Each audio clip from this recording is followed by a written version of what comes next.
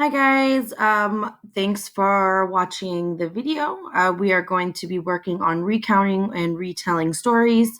Um, and it's going to help you on your recounting and retelling test that you are going to be taking this week. So, the objective for today is I will recount stories by describing the most important details from the text. So recounting is the same thing as retelling. Instead, you're just retelling the story in your own words and using important information. So how do we know what important information is? So important information is going to be the who, the what, the where, the when, the why. Who's in the story? What are they doing in the story? Where are they going? When are they going? Oh, why are they doing it? So we're going to quickly read this passage and then kind of fill in the um, slide. So we're talking one morning, a bat who fell upon the ground was caught by a weasel, pleaded to be spared his life. The weasel refused, saying that he was by nature the enemy of all birds.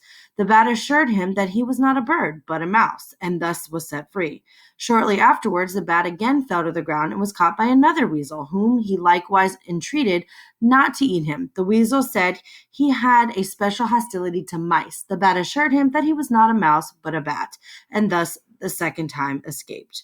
So some important information. Who was in the story? A bat and a weasel. What were they doing? The bat fell and was caught by the weasel. Where? Outside on the ground. It says it up here using your going back in the text, finding evidence on the ground.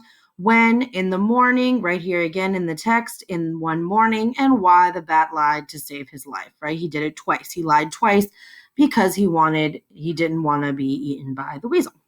So that's important, though, that the who, what, when, where, why, that's going to be the important information that you pull from the text to retell in your own story.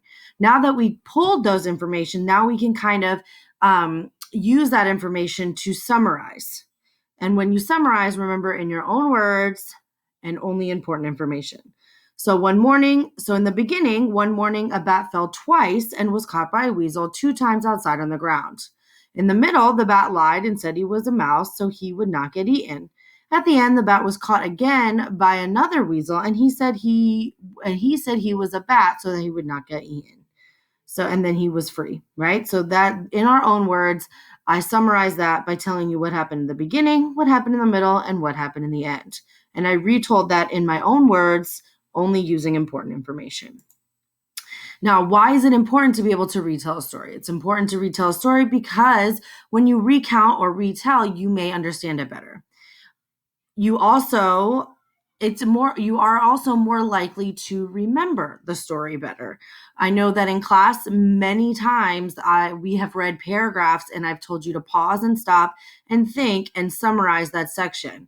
It helps you to understand that better, and it helps you to remember it later after you read the whole story, because sometimes stories can be long, and if you just continue to read, you can forget. So you stop at paragraphs, you summarize what that paragraph was about, and you're more likely to remember it.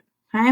I hope this video helped you a little bit. I hope you keep working hard, keep making us proud. I miss you. If you have any questions, remember to hop on our Zoom from 9 to 12 every day, and we can help in any way. We can do some assignments with you. Okay. Have a great rest of the week.